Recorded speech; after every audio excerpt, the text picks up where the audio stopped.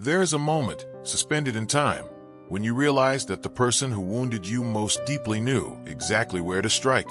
Not by accident, not by chance, but with surgical precision.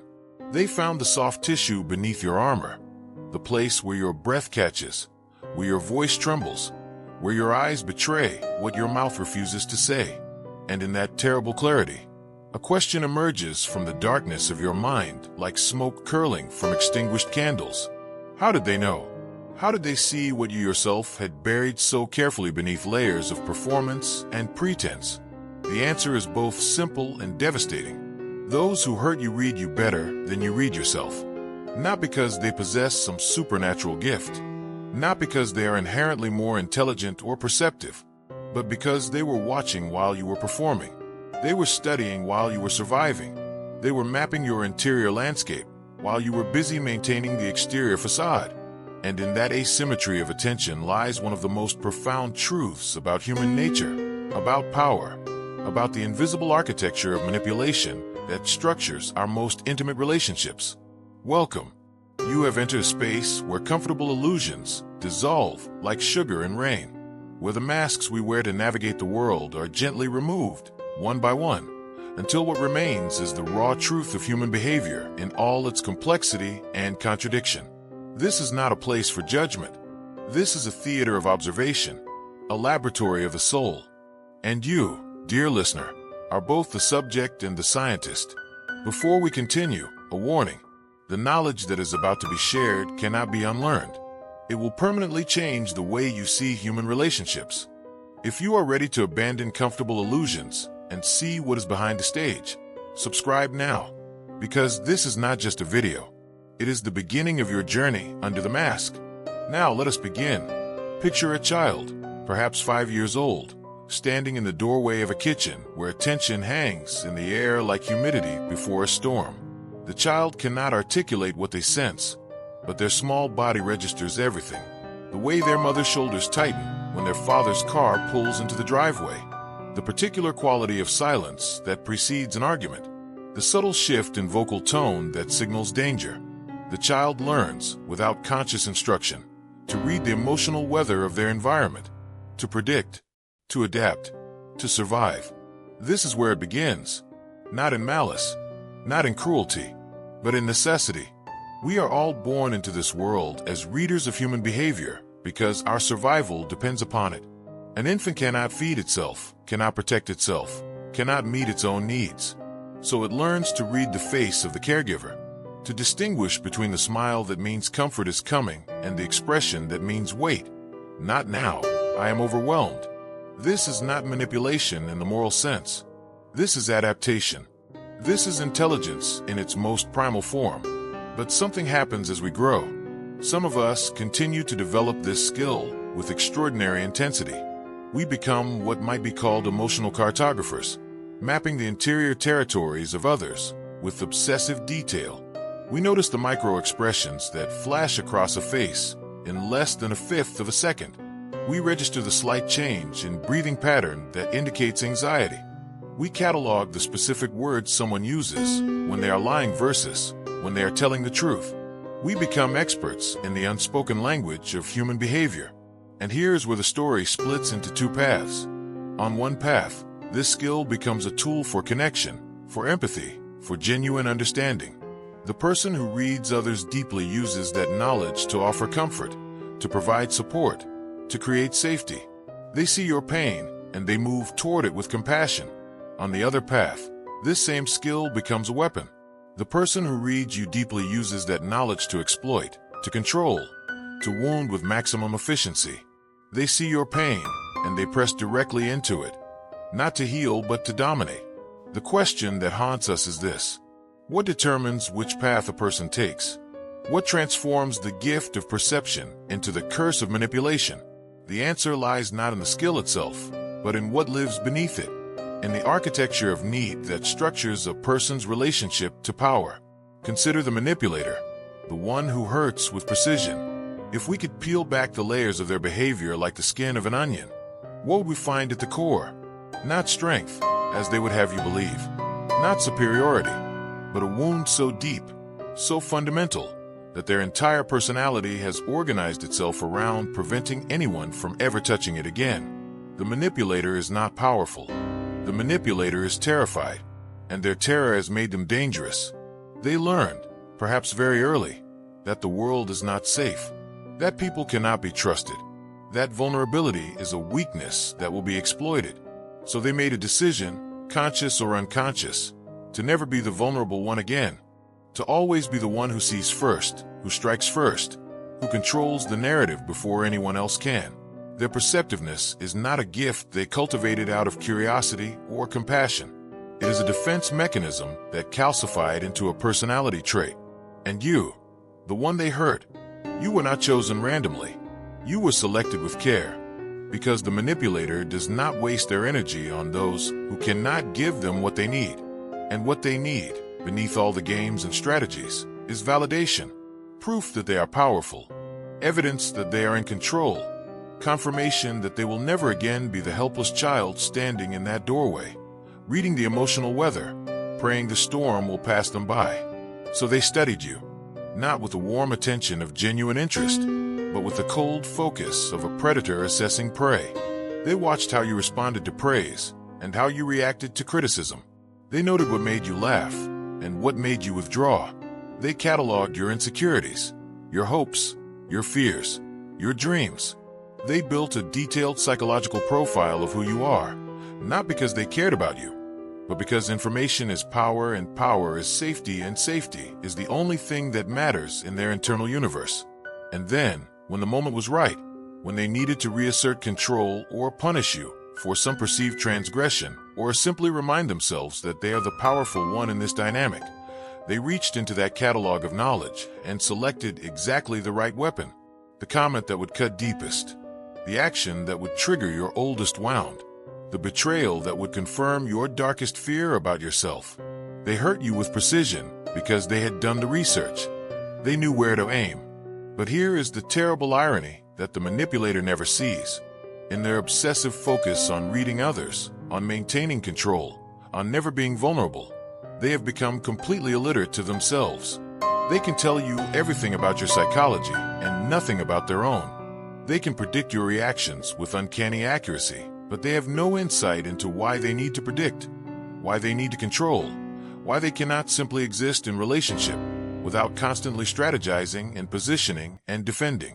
The manipulator reads you better than you read yourself, yes, but they do not read themselves at all. They are a mystery to themselves, a locked room to which they have lost the key. And so they are condemned to repeat the same patterns, to recreate the same dynamics, to hurt people in the same ways, over and over, never understanding why they feel so empty, why connection eludes them, why power never brings the safety they are seeking. Now let us turn our attention to you, the one who was hurt, because this story is not complete without examining your role in this dance. Not to blame you, not to suggest you deserve the pain that was inflicted, but to understand how the dynamic was possible. Because manipulation is not a solo performance. It is a duet, and both dancers must be on the stage for the choreography to unfold.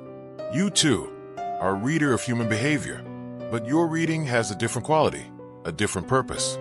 Where the manipulator reads to control, you read to connect. Where they catalog weaknesses to exploit, you notice needs to fulfill.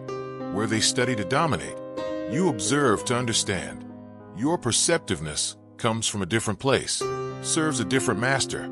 Perhaps you learned, in your own childhood, that your value was conditional, that love had to be earned through performance, through meeting the needs of others, through being good and helpful and accommodating.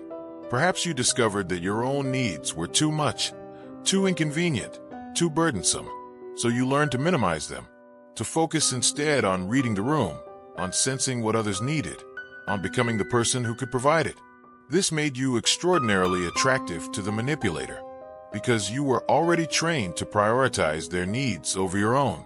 You were already skilled at reading their moods and adjusting your behavior accordingly.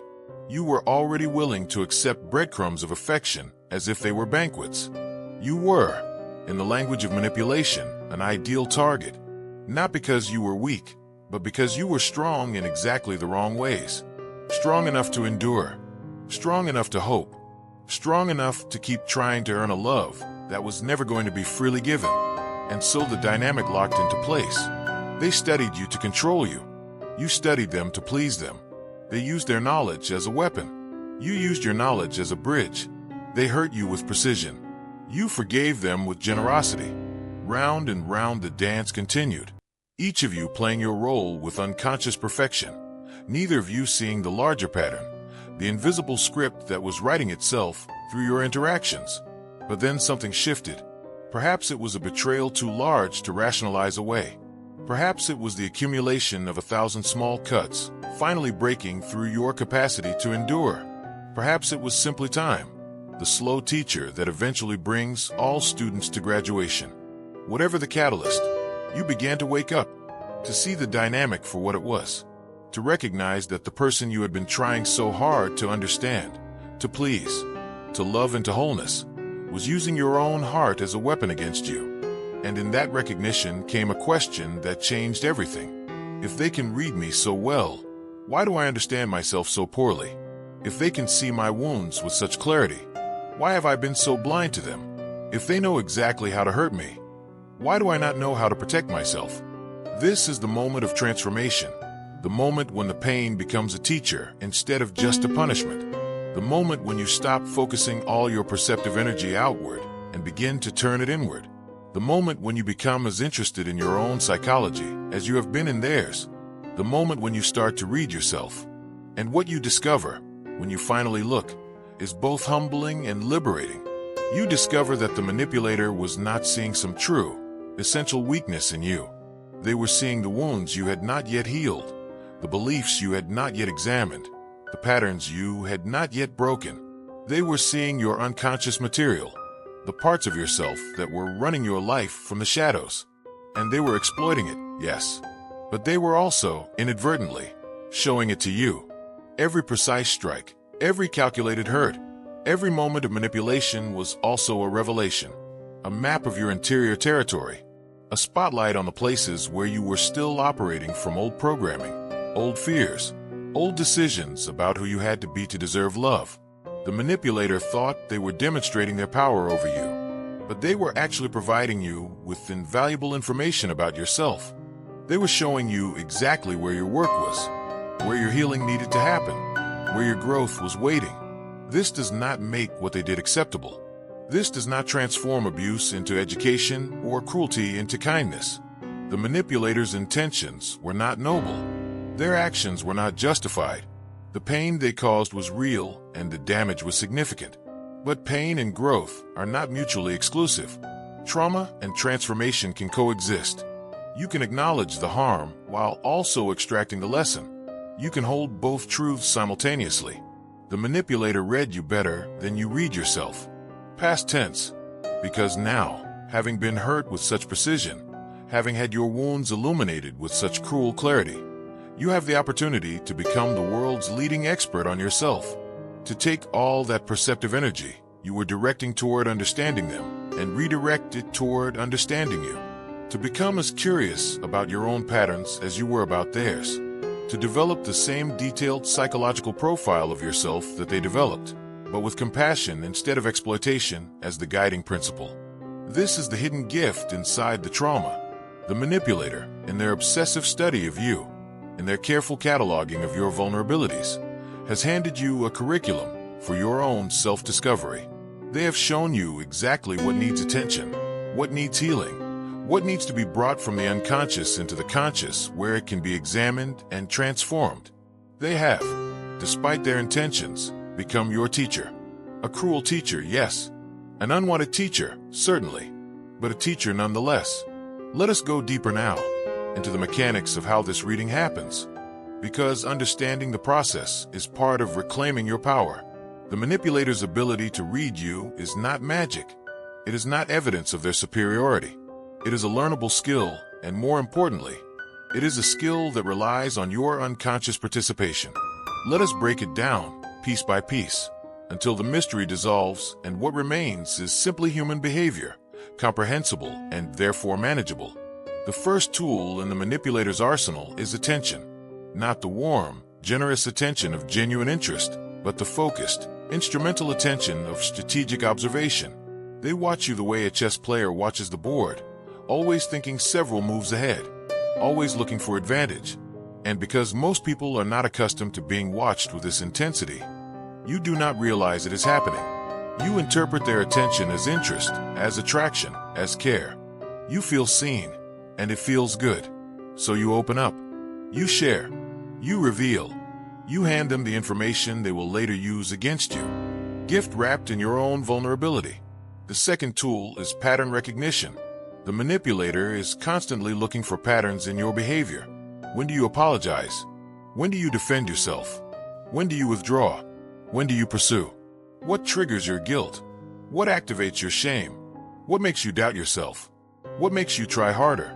They are building a behavioral map, noting the correlations between stimulus and response, cause and effect, action and reaction.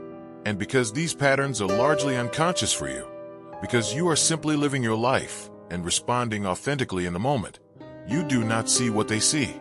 You do not recognize that your responses are predictable, that your reactions follow a script written long ago in circumstances you may not even remember. The third tool is testing. The manipulator does not just observe passively. They actively experiment. They say something slightly provocative and watch how you respond. They withdraw affection and measure how quickly you pursue. They create a small crisis and note whether you rush to fix it. They are constantly testing the boundaries of what they can get away with, how much you will tolerate, where your breaking point is. And each test provides data. Each response teaches them something new about how you work, what you will accept, what you need, what you fear. The fourth tool is mirroring. In the early stages, the manipulator often mirrors you. They reflect back your values, your interests, your communication style. This creates a sense of recognition, of similarity, of connection. You feel understood because they are showing you a version of yourself. But this mirroring is strategic, not authentic. They are not revealing who they truly are. They are becoming who you need them to be, at least temporarily, to gain your trust and lower your defenses. And once your defenses are down, once you have bonded to this mirrored version of yourself, they have access. They are inside your psychological walls. They can see the layout of your interior world because you have given them a tour, believing they were a friend, a partner, a kindred spirit. The fifth tool is emotional leverage. Once the manipulator has gathered enough information, once they understand your patterns and your triggers and your needs, they begin to use emotions as tools of control. They know that guilt makes you compliant, so they cultivate your guilt. They know that fear makes you cautious, so they amplify your fear. They know that hope keeps you engaged, so they dangle just enough hope to prevent you from leaving. They are not feeling these emotions with you. They are deploying them strategically, like a general deploying troops, to achieve specific objectives. And because emotions feel so real, so immediate, so overwhelming when you are inside them, you do not recognize that they are being deliberately triggered. You think you are responding to reality. You do not see that reality is being carefully constructed to elicit exactly the response the manipulator desires. Now, here's what you must understand. None of these tools would work if you were fully conscious. If you were completely aware of your patterns, your triggers, your wounds, your needs. If you were reading yourself with the same attention and detail that the manipulator is reading you. But most of us are not. Most of us are walking through life on autopilot, running programs we did not consciously install, responding to triggers we do not recognize, playing out dynamics we did not choose. We are, in a sense, strangers to ourselves. And that gap, that space between who we are and who we know ourselves to be, is where manipulation lives. The manipulator does not have access to some secret truth about you that is forever hidden from your view. They simply have access to the parts of you that you have not yet looked at, the unconscious material, the shadow, the disowned aspects of self, the wounds that still ache but that you have learned not to touch. They can read these things because they are looking for them, and you are not. They can exploit these things because they are willing to use them, and you are not. They can hurt you with precision because they have studied the map of your pain, and you have been too busy surviving to study it yourself. But this means, and this is crucial, that their power over you is not permanent. It is not inherent. It is not a reflection of some fundamental weakness in you or strength in them. It is simply a function of awareness. They are aware of things about you that you are not yet aware of. And awareness can be cultivated. Consciousness can be expanded. You can learn to read yourself with the same depth and detail that they read you. And when you do, when you become conscious of your patterns and your triggers and your wounds, their power evaporates like morning fog in sunlight. This is why the manipulator fears your growth more than anything else. Not your anger, which they can redirect. Not your pain, which they can exploit. But your awareness, your consciousness, your self-knowledge. Because once you truly see yourself, once you understand your own psychology with clarity and compassion, you become unmanipulable. Not because you have built higher walls or stronger defenses, but because there's no gap for them to exploit. No unconscious material for them to leverage. No hidden wounds for them to press. You are whole, integrated, aware. And in that state, manipulation simply does not work.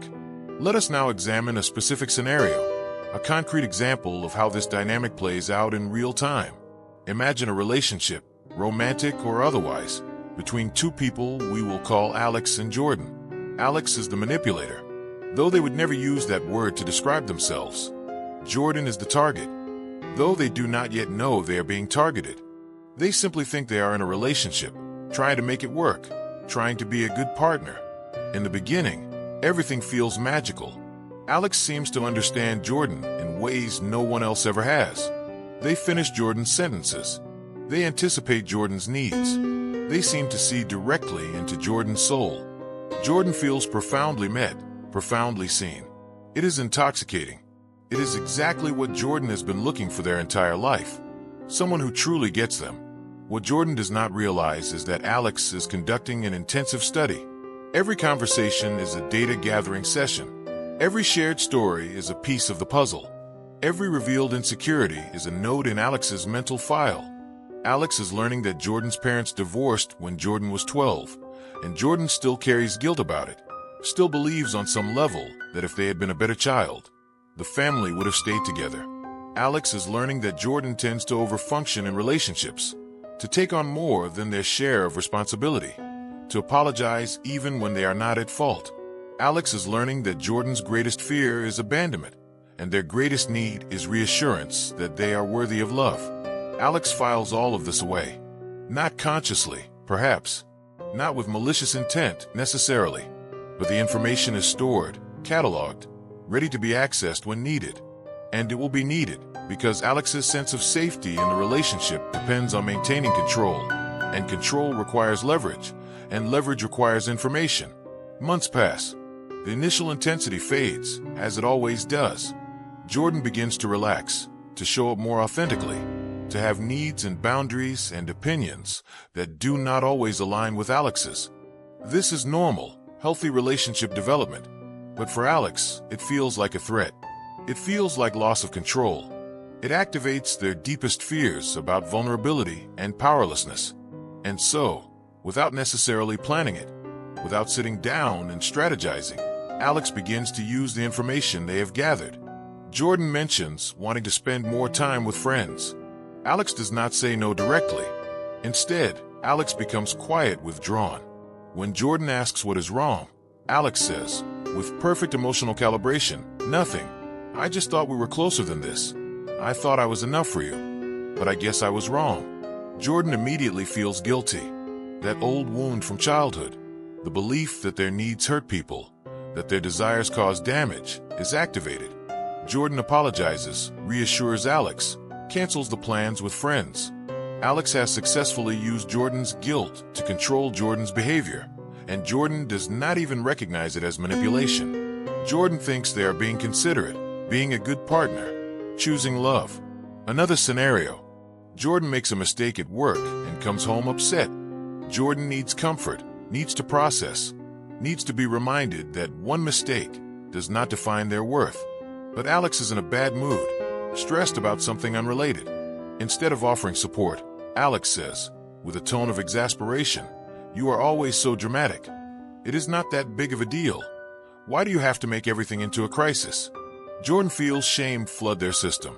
That voice in their head that says you are too much, you are too sensitive, you are a burden, is suddenly screaming.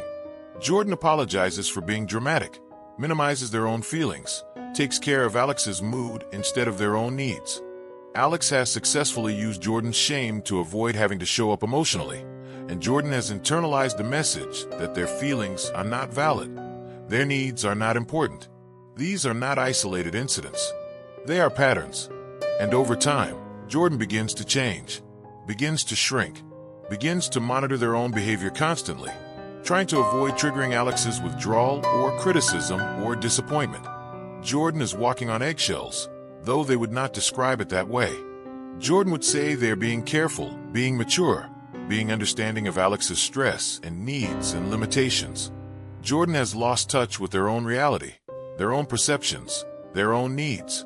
Jordan is now reading Alex constantly, obsessively, trying to predict and prevent and please.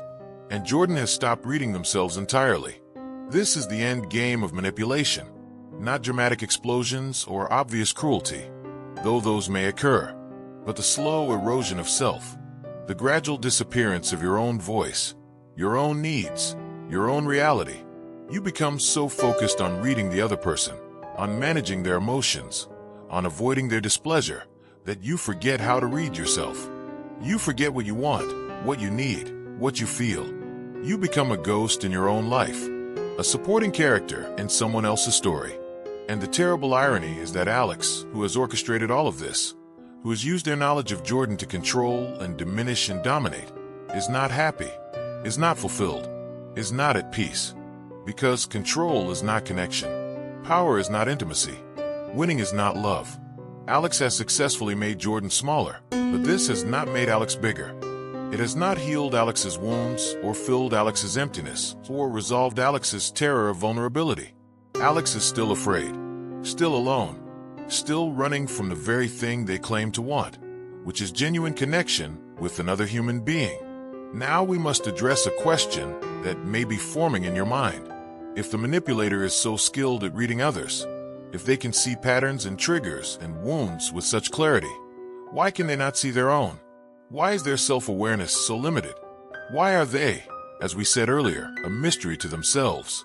The answer lies in the function that manipulation serves in their psychological economy. Manipulation is not just a strategy. It is a defense mechanism. It is a way of organizing reality so that the manipulator never has to face their own pain, their own fear, their own vulnerability. And defense mechanisms, by their very nature, operate outside of conscious awareness. If you knew you were defending, if you could see the mechanism clearly, it would not work.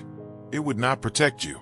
So the psyche keeps it hidden, keeps it automatic, keeps it running in the background like a program you did not know was installed. The manipulator cannot see their own patterns, because seeing them would require feeling the feelings that the patterns are designed to prevent. It would require acknowledging the wound beneath the weapon.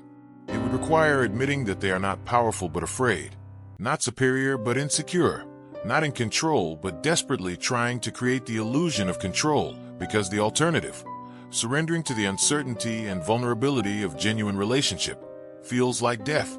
This is why confronting a manipulator rarely works. Why explaining to them what they are doing, how they are hurting you, why their behavior is problematic, almost never leads to change.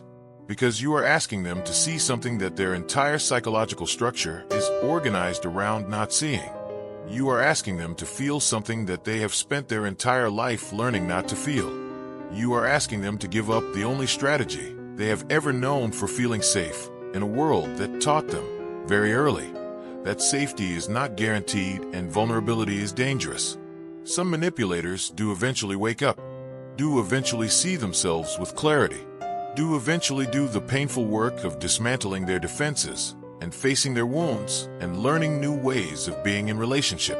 But this almost never happens because someone else pointed it out to them. It happens because the pain of staying the same finally exceeds the pain of changing.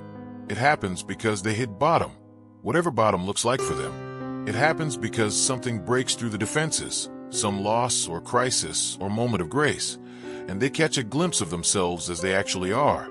And the glimpse is devastating enough to motivate transformation.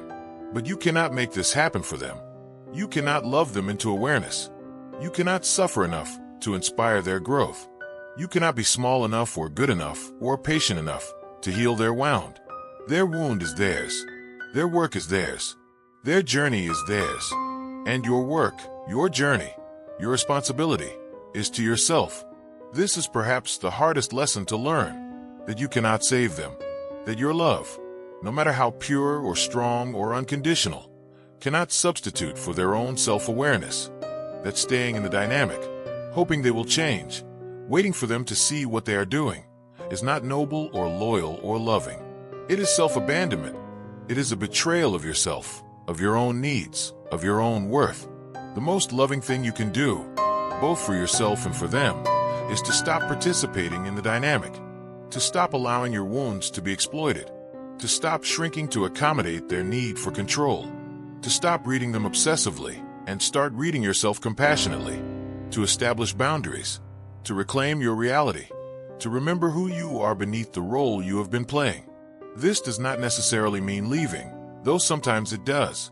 Sometimes the relationship is so toxic, the dynamics so entrenched, the damage so severe, that the only healthy choice is to walk away.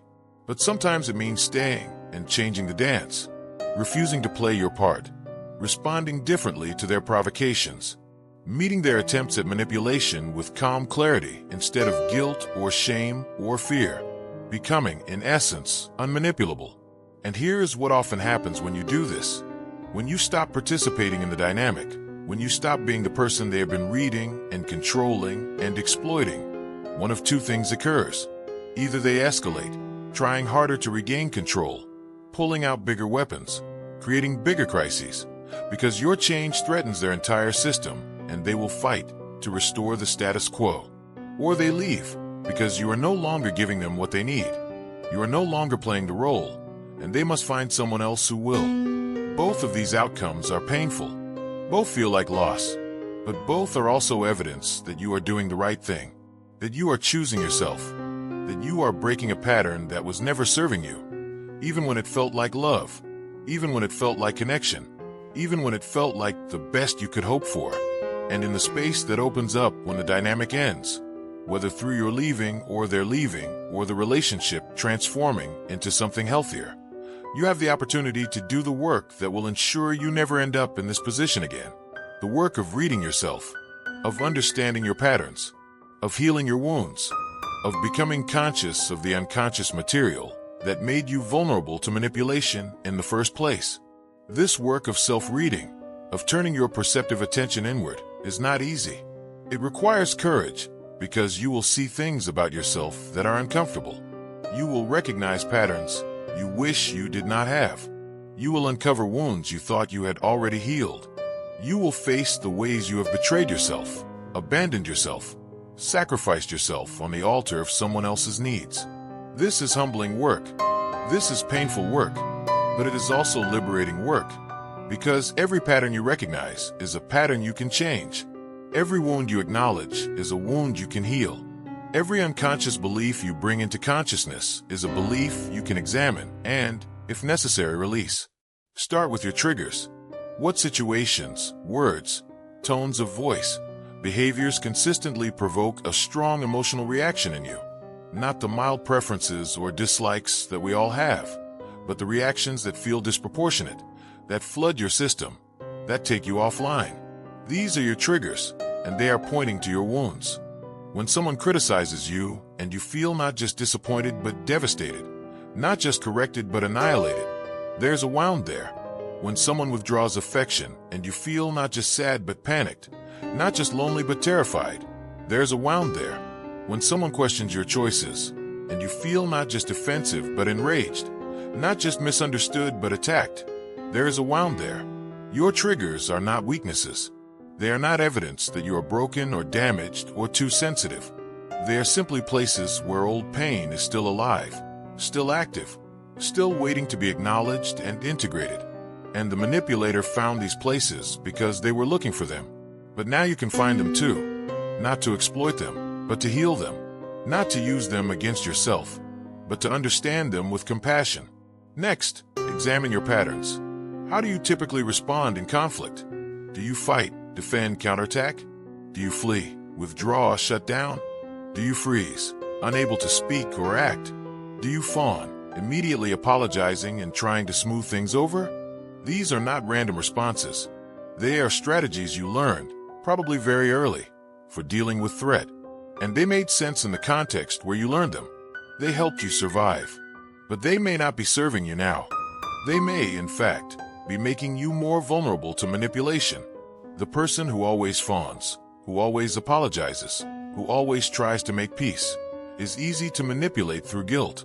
The person who always fights, who always defends, who always counterattacks, is easy to manipulate through provocation. The person who always flees, who always withdraws, who always shuts down, is easy to manipulate through abandonment. The person who always freezes, who cannot speak or act in the moment, is easy to manipulate through intimidation. The manipulator learns your pattern and then triggers it deliberately, knowing exactly what response they will get. But when you become aware of your pattern, when you can see it happening in real time, you create space for choice. You are no longer running an automatic program. You can pause. You can breathe. You can ask yourself, what do I actually want to do here? What response would serve me? Not just in this moment, but in the larger context of my life and my values and my growth. You can choose differently. And when you choose differently, when you break your own pattern, the manipulator's strategy stops working. They push the button that used to trigger guilt, and you feel the guilt, but you do not act from it. They create the crisis that used to make you freeze, and you feel the fear, but you do not freeze. You have become unpredictable, and unpredictability is the enemy of manipulation. Now go deeper. Examine your beliefs about yourself, about relationships, about love. What do you believe you have to do to be worthy of love? What do you believe you have to be to deserve care? What do you believe about your own needs, your own feelings, your own desires? Many of us carry beliefs that were installed in childhood, beliefs that made sense in that context, but that are actively harming us now. Beliefs like, my needs are a burden, my feelings are too much, I have to earn love through performance. If I am not useful, I am not valuable. Conflict means the relationship is over. Anger means I am bad. Sadness means I am weak.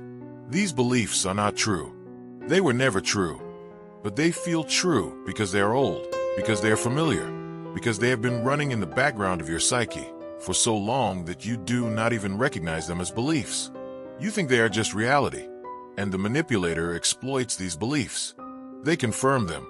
They reinforce them. They use them as leverage. When you believe your needs are a burden, the manipulator can make you feel guilty for having needs.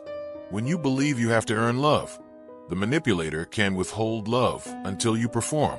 When you believe conflict means the relationship is over, the manipulator can threaten conflict to control your behavior. But when you bring these beliefs into consciousness, when you examine them in the light of your adult awareness, you can see that they are not facts. They are interpretations. They are conclusions you drew based on limited information in a specific context, and they can be updated. You can install new beliefs. Beliefs like, my needs are valid and deserve to be met. My feelings are information and deserve to be honored. I am inherently worthy of love, not because of what I do, but because of who I am. Conflict is a normal part of relationship and an opportunity for growth. Anger is a healthy emotion that tells me my boundaries have been violated. Sadness is a natural response to loss and does not diminish my strength. These new beliefs will not feel true immediately. They will feel awkward, unfamiliar, even false, because they are not yet integrated into your system. But if you practice them, if you act as if they are true even when they do not feel true, they will gradually become part of your operating system. And when they do, when you genuinely believe in your own worth and validity and right to have needs and feelings and boundaries, manipulation loses its power, because the manipulator's leverage was always your own doubt about yourself, your own belief that maybe you are too much, maybe you are not enough, maybe you do not deserve better. When that doubt dissolves, when that belief is replaced with self-knowledge and self-compassion, there is nothing for the manipulator to work with. This is the journey from being read by others to reading yourself, from being known by those who would hurt you to knowing yourself with compassion. from being vulnerable to manipulation to being grounded in your own reality. It is not a quick journey. It is not a linear journey. There will be setbacks and regressions and moments when you fall back into old patterns. This is normal. This is part of the process. Growth is not a straight line. Healing is not a destination you arrive at, and then you are done. It is a practice, a commitment, a daily choice to show up for yourself with the same attention and care you have been giving to others. And as you do this work, as you become more conscious and more integrated and more whole, something interesting happens. You start to attract different people, or perhaps more accurately, you start to be attracted to different people. The dynamics that used to feel like love now feel like danger. The intensity that used to feel like passion now feels like chaos. The person who reads you with predatory attention now feels different from the person who sees you with genuine interest. You can tell the difference because you have learned to read yourself, and you know what healthy feels like from the inside. You also become less interesting to manipulators, not because you have become less valuable or less attractive, but because you are no longer offering what they need. You are not playing the role. You are not providing the supply. You are not participating in the dynamic. And so they move on, looking for someone who will. This can feel like rejection, especially if you are still healing, still learning to value yourself. But it is actually protection. It is the universe removing people from your life who were never meant to stay, who were only there to teach you what you needed to learn about yourself. Let us now consider the broader implications of this dynamic, because what we have been discussing is not just about individual relationships.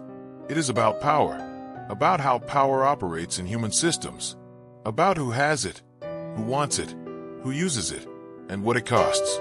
The manipulator seeks power because they feel powerless. This is the paradox at the heart of all manipulation.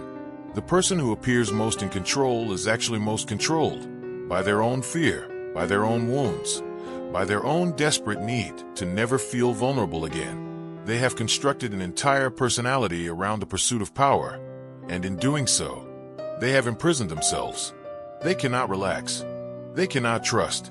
They cannot surrender to the flow of genuine relationship, because genuine relationship requires vulnerability, and vulnerability feels like death. The target of manipulation often does not recognize that power is even at play. They think they are in a relationship, a partnership, a mutual exchange. They do not see that there is a power dynamic, that one person is consistently positioning themselves as superior and the other as inferior, that one person is consistently taking and the other is consistently giving.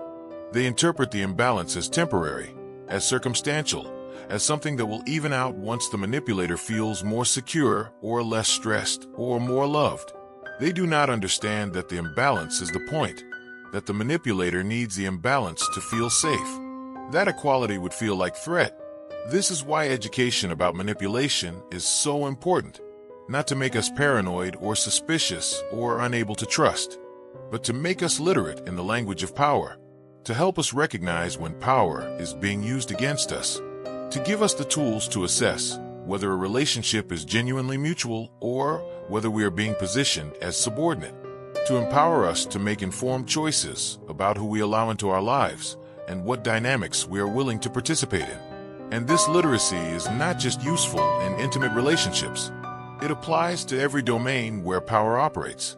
In workplaces, where bosses may use the same manipulative tactics to control employees. In families, where parents or siblings may use guilt and shame and fear to maintain their position in the hierarchy. In friendships, where one person may consistently take the role of the needy one and the other the role of the caretaker. In political systems, where leaders may use manipulation on a mass scale to control populations. The dynamics are the same. The tactics are the same. Only the scale changes. When you understand how manipulation works in your intimate relationships, you can start to see it everywhere. You can see it in the advertisement that makes you feel inadequate, so you will buy the product that promises to fix you. You can see it in the news media that amplifies your fear, so you will stay tuned for the next update. You can see it in the political rhetoric that divides people into us versus them, so you will align with the leader who promises to protect you from them. You can see it in the social media algorithm that shows you content designed to trigger strong emotion so you will engage more and generate more data and more profit. We live in a world that is, in many ways, organized around manipulation, around the exploitation of human psychology for profit, for power, for control. And the more unconscious we are, the more vulnerable we are, the less we know ourselves, the easier we are to manipulate. This is not a conspiracy theory. This is simply how systems work. Those who understand human behavior will use that understanding to their advantage. And if we do not develop our own understanding, our own literacy, our own consciousness, we will be used. But here is the hopeful part. The antidote to manipulation, at every scale, is the same. Awareness, consciousness, self-knowledge. When you know yourself, when you understand your triggers and your patterns and your wounds, you become much harder to manipulate. When you can read yourself as well as others can read you, you can see the manipulation happening in real time, and you can choose not to participate. When you are grounded in your own reality, your own values, your own sense of worth, external attempts to destabilize you lose their power. This is why personal growth is not just personal. It is political. It is social. It is collective. Every person who does the work of becoming conscious, of healing their wounds, of breaking their patterns, is not just helping themselves. They are helping to create a world that is less vulnerable to manipulation. They are modeling a different way of being. They are refusing to participate in dynamics that harm. They are, in their own small way, shifting the culture toward greater awareness and authenticity and mutual respect. You may feel small. You may feel like your individual journey does not matter in the face of large-scale systems of manipulation and control. But you are not small. Your consciousness matters. Your healing matters. Your refusal to participate in harmful dynamics matters. Because culture is not some abstract entity separate from individuals. Culture is made up of individuals. It is the sum total of how we all choose to be in relationship with each other. And when enough individuals change, culture changes.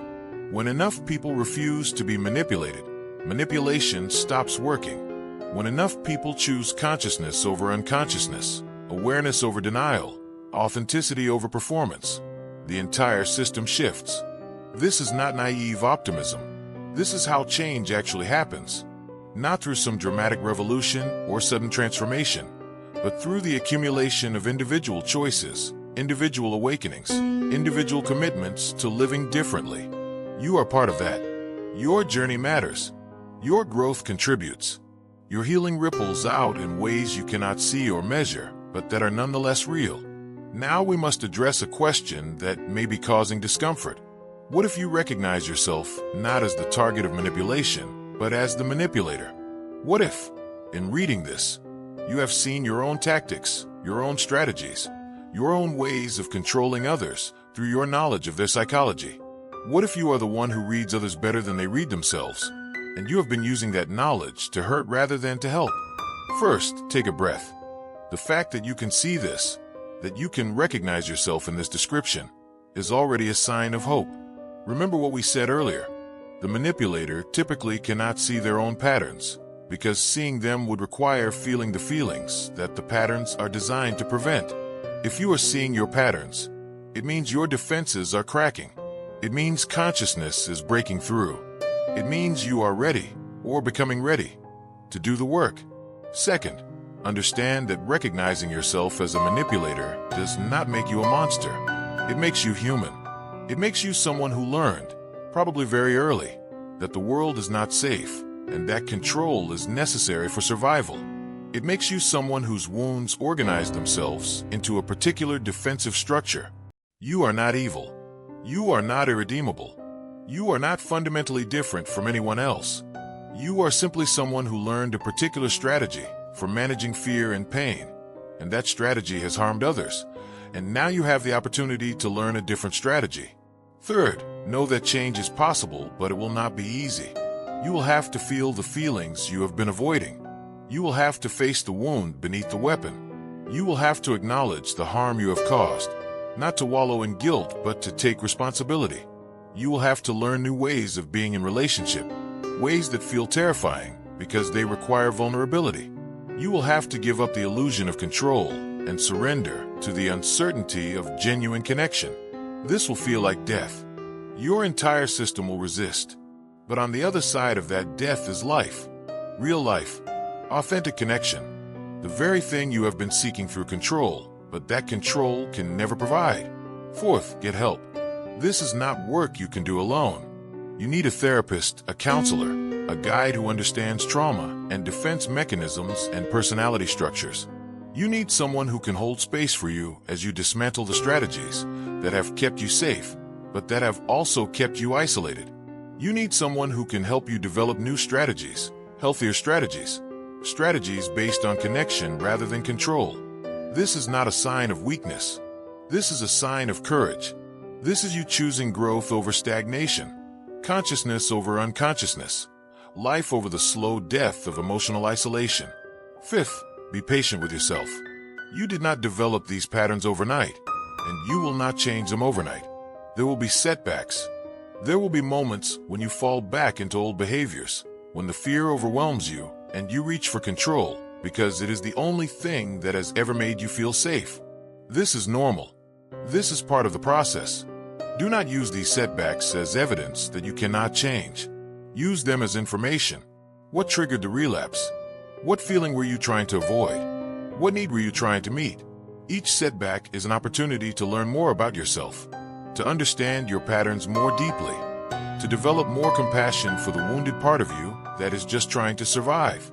And sixth, make amends where possible, not to absolve yourself of guilt, but to take responsibility for the harm you have caused.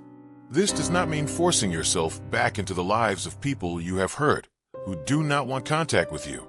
That would be another form of control, another way of centering your needs over theirs. But where it is possible, where it is welcome, acknowledge what you did. Apologize without justification or excuse. Do not expect forgiveness. Do not expect reconciliation. Simply offer the truth. I see now what I did. I understand now how I hurt you. I am sorry. I am working to change. And then let it go. Let them decide what they want to do with that information. Your job is not to control their response. Your job is to tell the truth and to commit to being different going forward. This is the path from manipulator to human, from controller to participant, from isolated to connected. It is a hard path. It is a painful path. But it is also the only path that leads to what you actually want, which is not power but peace, not control but connection, not dominance but belonging. The manipulative strategies gave you the illusion of safety, but they could never give you love. And love, real love, mutual love, vulnerable love, is what you have been seeking all along. It is what we are all seeking. It is the fundamental human need that underlies all the games and strategies and defenses. And it is available to you. But only if you are willing to put down the weapons and open your hands and risk being seen as you actually are. Let us return now to the original statement. Those who hurt you read you better than you read yourself. We have explored how this happens, why this happens, what it means, and what to do about it. But there is one more layer to examine, one more truth to uncover. And it is this. The statement is only temporarily true. It describes a moment in time, a particular dynamic, a specific imbalance of awareness. But it is not a permanent condition. It is not a fixed reality. It is a problem that contains within it the seeds of its own solution. The manipulator read you better than you read yourself. Past tense. They had access to information about you that you did not have about yourself. They saw your patterns, your triggers, your wounds with clarity while you were still unconscious of them. And they used that asymmetry of awareness to hurt you. But in hurting you, in striking with such precision, in illuminating your vulnerabilities with such cruel clarity, they gave you a gift they did not intend to give. They showed you where your work is. They handed you a map of your own interior territory.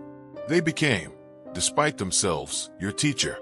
And now you have the opportunity to become a better reader of yourself than they ever were. Because their reading of you was always instrumental, always strategic, always in service of their need for control. They saw only what was useful to them. They cataloged only what could be exploited. Their understanding of you was deep in some ways, but fundamentally limited because it was not motivated by genuine curiosity or compassion. It was motivated by fear. But you can read yourself with genuine curiosity, with compassion, with the desire not to exploit but to understand, not to control but to integrate, not to use but to heal. You can see all of yourself, not just the parts that are vulnerable to manipulation, but the parts that are strong, resilient, creative, wise. You can develop a relationship with yourself that is based on acceptance rather than judgment, on curiosity rather than criticism, on love rather than fear. And when you do this, when you become the world's leading expert on yourself, something shifts. The manipulator's power evaporates.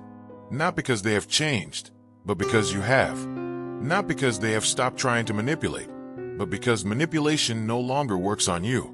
You see it happening. You recognize the tactics. You understand what they are trying to trigger and why. And you can choose, consciously, not to participate. You can observe their attempts with a kind of detached compassion, understanding that they are acting from their own wounds, their own fears, their own desperate need for control. And you can protect yourself without hating them, set boundaries without attacking them, walk away without needing them to understand or approve or change. This is freedom, not the absence of pain or challenge or difficulty, but the presence of choice, the presence of consciousness, the presence of self-knowledge that is so solid, so grounded, so integrated, that external attempts to destabilize you simply bounce off. You are no longer a mystery to yourself. You are no longer running programs you did not install. You are no longer vulnerable to manipulation because there is no gap between who you are and who you know yourself to be. And from this place of integration, of wholeness, of self-knowledge, you can engage with the world differently. You can be in relationship without losing yourself. You can be open without being naive. You can be compassionate without being a doormat. You can see people clearly, including their capacity for harm, and still choose connection where it is healthy and boundaries where it is not. You can hold complexity. You can recognize that people are not all good or all bad, that relationships are not all healthy or all toxic, that life is not black and white, but infinite shades of gray. And you can navigate that complexity with wisdom and discernment and grace. This is the ultimate reversal of the dynamic. The person who was once read and exploited becomes the person who reads themselves with compassion and cannot be exploited. The person who was once vulnerable to manipulation becomes the person who is grounded in their own reality and immune to manipulation. The person who was once small and confused and lost becomes the person who is whole and clear and found.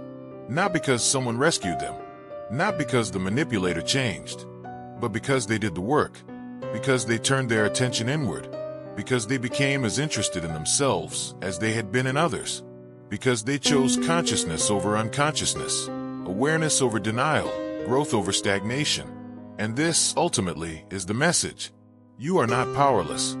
You are not doomed to repeat the same patterns forever.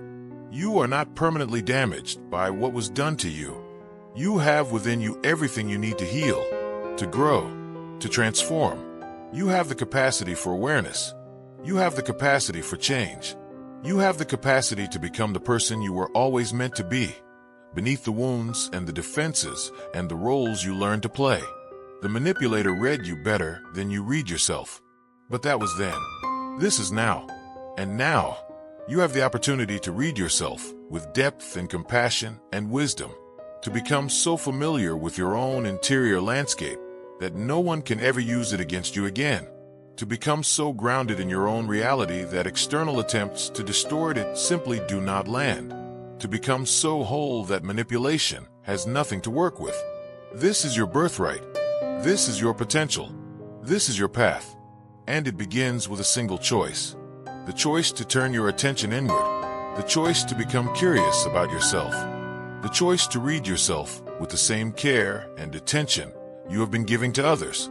The choice to heal. The choice to grow. The choice to become conscious. The manipulator gave you the wound, but you can give yourself the healing. The manipulator showed you your vulnerabilities, but you can transform those vulnerabilities into strengths. The manipulator read you with the intention to harm, but you can read yourself with the intention to heal. And in doing so, you reclaim your power. Not power over others, but power over yourself. Not the power to control, but the power to choose. Not the power to dominate, but the power to be free. There's a final dimension to this exploration that we must address, and it is the question of forgiveness. Not the cheap forgiveness that is really just denial, the pretending that harm did not happen or did not matter, but the deep forgiveness that comes from understanding. The forgiveness that does not excuse the behavior but releases the hold it has on you. The forgiveness that is not for them but for you. When you understand that the manipulator was acting from their own wounds, their own fears, their own desperate strategies for survival, something softens. Not the boundary. The boundary can remain firm. You can still choose to have no contact, to protect yourself, to refuse to participate in the dynamic. But the hatred softens. The obsessive replaying of what they did and why they did it and how they could have done it softens.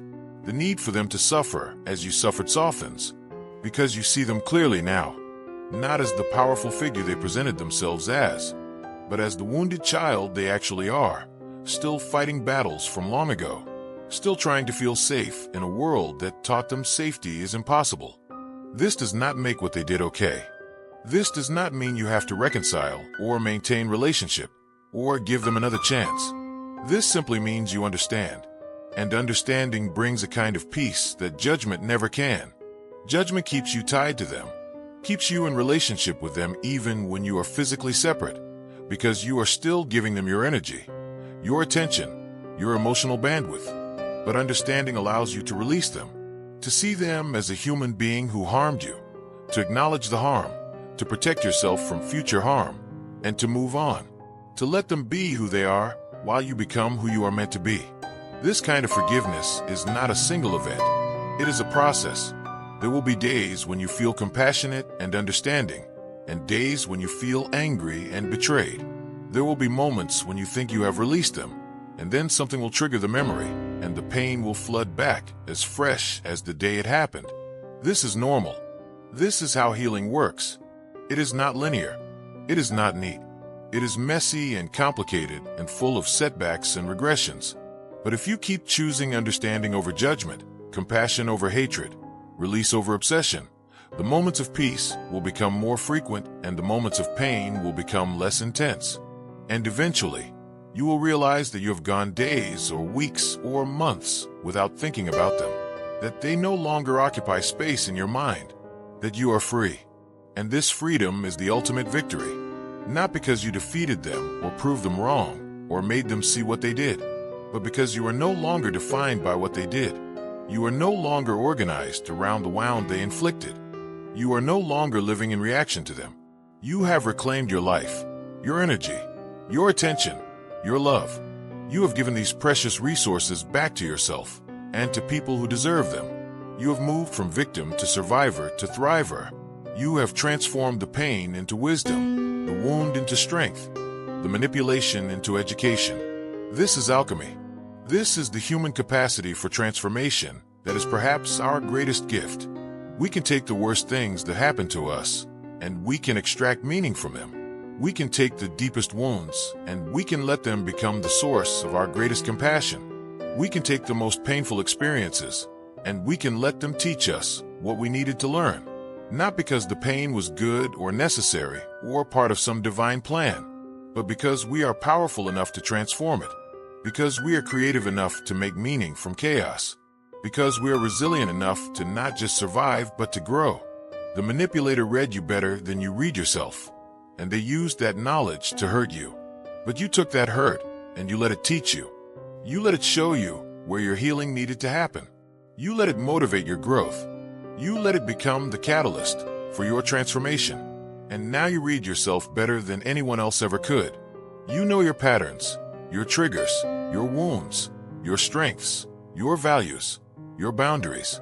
You know who you are beneath the roles and the masks and the defenses. You know yourself with a depth and clarity that can only come from doing the work, from facing the pain, from choosing consciousness over and over again even when unconsciousness would be easier. And from this place of self-knowledge, you can build a life that is truly yours.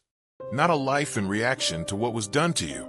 Not a life organized around avoiding pain or seeking revenge or proving your worth, but a life that reflects your authentic values, your genuine desires, your real self. A life where you choose your relationships consciously, where you set boundaries clearly, where you honor your needs unapologetically.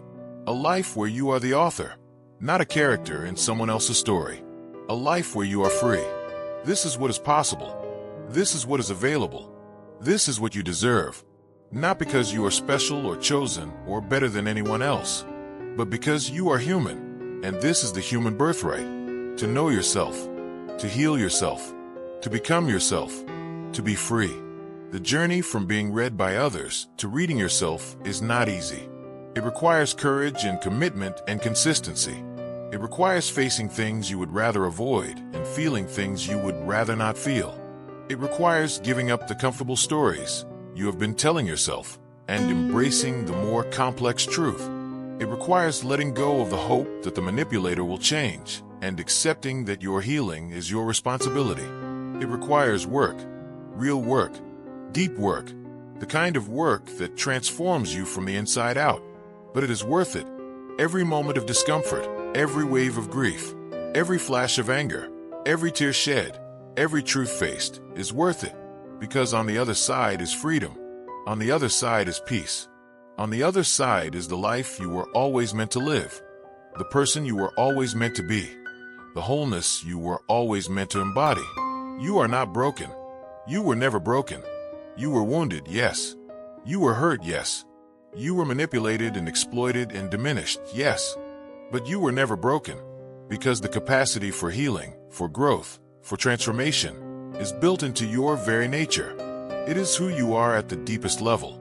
And no one, no matter how skilled at manipulation, no matter how precise in their cruelty, can take that away from you. They can wound you, but they cannot break you. Not unless you let them. Not unless you give up on yourself. Not unless you stop choosing consciousness and growth and healing. And you have not stopped. You are here. You are listening. You are learning. You are doing the work. And that means you are already on the path. You are already transforming. You are already becoming the person who reads themselves with compassion, who knows themselves with clarity, who cannot be manipulated because there's no gap to exploit. You are already free, or becoming free, one choice at a time, one moment of awareness at a time, one act of self-compassion at a time. Let us now consider what it means to live as a person who can no longer be manipulated. What does that life look like? How does it feel? What changes when you have done the work of reading yourself with depth and compassion? First, your relationships change. Not necessarily the people in them, though sometimes that too, but the quality of the relationships, the dynamics, the patterns. You are no longer willing to shrink to make others comfortable. You are no longer willing to silence your needs to avoid conflict. You are no longer willing to accept breadcrumbs and call it love. You have standards now.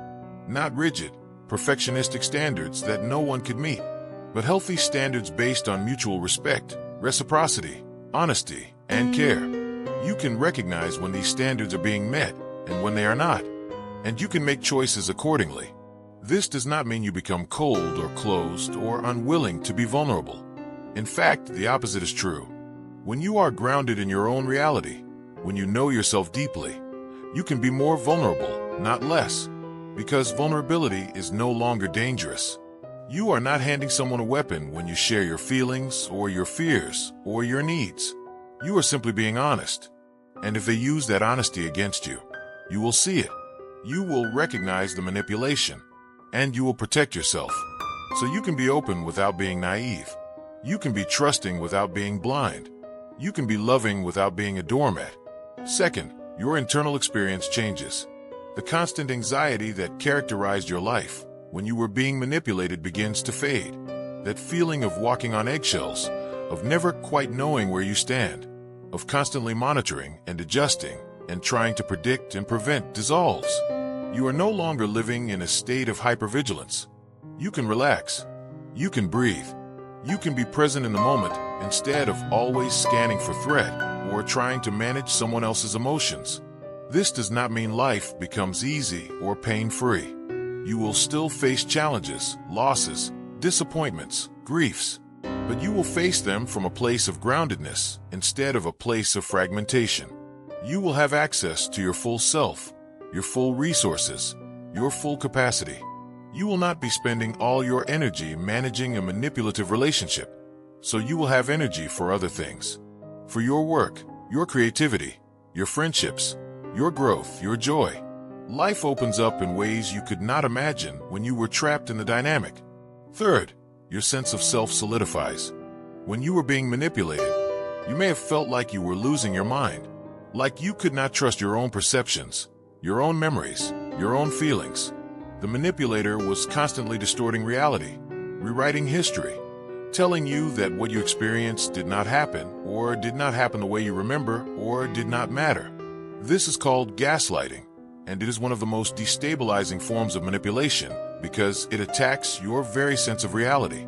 But when you have done the work of reading yourself, when you know yourself deeply, your sense of reality becomes unshakable. You know what you experienced. You know what you felt. You know what happened. And no one can convince you otherwise. You can hold your own reality even when others are trying to distort it. You can trust yourself. And this self-trust is perhaps the most valuable thing you can develop. Because when you trust yourself, you can navigate anything. You can face uncertainty, ambiguity, complexity, and you can find your way through. You do not need someone else to tell you what is real or what is right or what you should do. You have an internal compass, and it is calibrated to your own truth. Fourth, you develop discernment. You can tell the difference between someone who is genuinely interested in you and someone who is studying you for strategic purposes. You can tell the difference between healthy conflict and manipulative provocation. You can tell the difference between someone who is having a bad day and someone who is using their bad day as an excuse to mistreat you. You can tell the difference between your own guilt based on genuine wrongdoing and guilt that is being deliberately cultivated to control you. You can tell the difference between love and manipulation, between connection and control, between partnership and domination. This discernment is not about becoming suspicious or paranoid or unable to trust anyone. It is about becoming wise, about learning to read situations and people accurately, about trusting your instincts when something feels off, about honoring the subtle signals your body and your intuition are sending you instead of overriding them with your desire to be nice, or to give people the benefit of the doubt, or to make the relationship work. You can still be kind, still be generous, still be open, but you are also boundaried, also discerning, also willing to protect yourself when protection is needed. Fifth, you become a model for others, not in a preachy, look at me, I have it all figured out way, but simply by living your life with consciousness and integrity and self-respect. People notice. People who are still trapped in manipulative dynamics see you, and they wonder how you got free. People who are just beginning to wake up to their own patterns see you, and they feel hope that change is possible. People who are doing their own work see you, and they feel less alone. You become, without trying to be, a light in the darkness, a proof of concept, a living demonstration that healing is possible, that growth is possible, that freedom is possible. And sometimes, people will ask you how you did it, how you got free, how you healed, how you changed. And you can share your story, not as a prescription that will work for everyone, but as an example of what is possible. You can offer the wisdom you have gained, the lessons you have learned, the practices that helped you. You can be for someone else what you needed when you were in the thick of it. A voice of understanding, of compassion, of hope. A reminder that they are not alone, that they are not crazy, that they can heal. This is how healing ripples out. This is how one person's transformation contributes to collective change. You do your work. You heal your wounds. You break your patterns. And in doing so, you make it easier for the next person to do the same. You create a path where there was no path. You light a candle in the darkness. You prove that it can be done. We are approaching the end of this exploration, but before we close, there is one more truth that must be spoken, and it is this. The work of reading yourself, of healing your wounds, of becoming conscious, is never finished. It is not a destination you arrive at. It is a practice, a commitment, a way of being that you choose over and over again for the rest of your life. There will always be new layers to discover, new patterns to recognize, new wounds that surface when you are ready to heal them. new levels of consciousness to access. This is not a failure. This is not evidence that you are doing it wrong or that you are broken beyond repair. This is simply the nature of being human. We are complex, layered, multidimensional beings. We contain multitudes, and the journey of knowing ourselves is a lifelong journey, not a weekend workshop. But this is also good news, because it means you do not have to have it all figured out right now. You do not have to be perfectly healed, perfectly conscious, perfectly integrated. You simply have to be willing to keep looking, keep learning, keep growing. You simply have to stay committed to the practice of self-awareness, self-compassion, self-honesty. You simply have to keep choosing consciousness over unconsciousness, truth over denial, growth over stagnation. And if you do that, if you stay on the path, you will continue to evolve. You will continue to heal. You will continue to become more fully yourself. And here is the beautiful paradox. The more you know yourself, the more you realize how much there is still to know. The more conscious you become, the more you see how much is still unconscious. The more you heal, the more you recognize how much healing is still needed.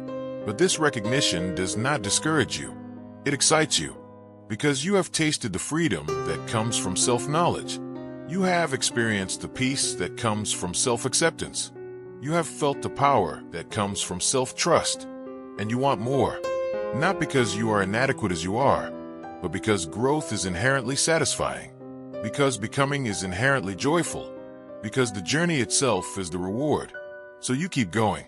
You keep doing the work. You keep turning your attention inward.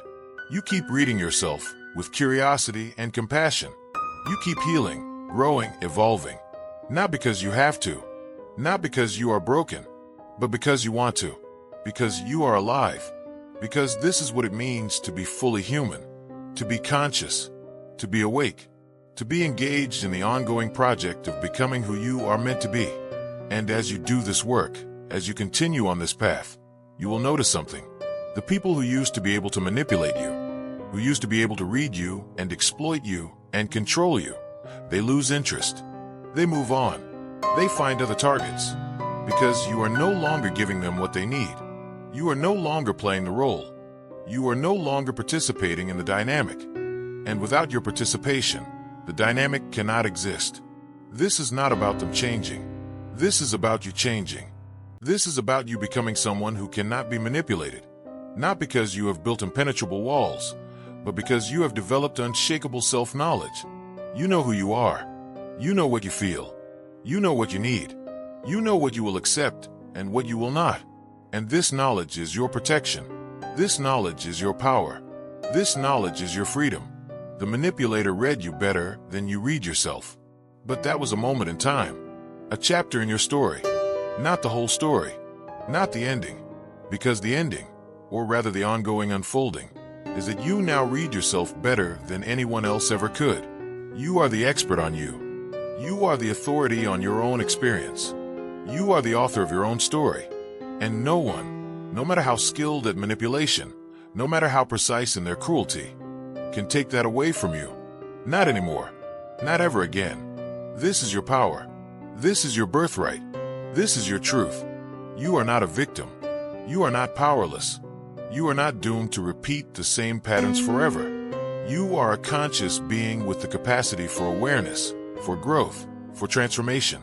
You are a healing being with the capacity to integrate your wounds and extract wisdom from your pain. You are a free being with the capacity to choose who you are and how you live and what you will accept in your relationships. The manipulator gave you a gift they did not intend to give. They showed you where your work was. They illuminated your wounds. They revealed your patterns. They handed you a curriculum for your own growth. And you took that curriculum and you did the work. You faced the pain. You healed the wounds. You broke the patterns. You became conscious. You became free. And now you are here. Not at the end, but at a new beginning. Not finished, but transformed. Not perfect, but whole. Not without wounds, but no longer defined by them. Not without challenges, but equipped to face them. Not without pain, but no longer controlled by it. You are here. Awake. Aware. Alive. Free. This is the journey from being read by others to reading yourself, from being manipulated to being unmanipulable, from being lost to being found, from being fragmented to being whole, from being unconscious to being awake. And it is the most important journey you will ever take, because it is the journey home. Home to yourself, home to your truth, home to your power, home to your freedom. Welcome home. And so, the curtain falls on this act, but the show continues inside each of us, in the silence of our thoughts. The mask we have analyzed today, you may know it well. You may wear it, or perhaps you see it in someone you love. The comment section below is not a place for judgment. It is our stage for confessions, a safe space for observers. Use that space to share your story. What mask did you have to wear to survive? We want to hear from you. And if you felt understood here, subscribe. Because here, you are not alone. Together, we will keep unraveling human theater, one mask at a time. The next act is about to begin.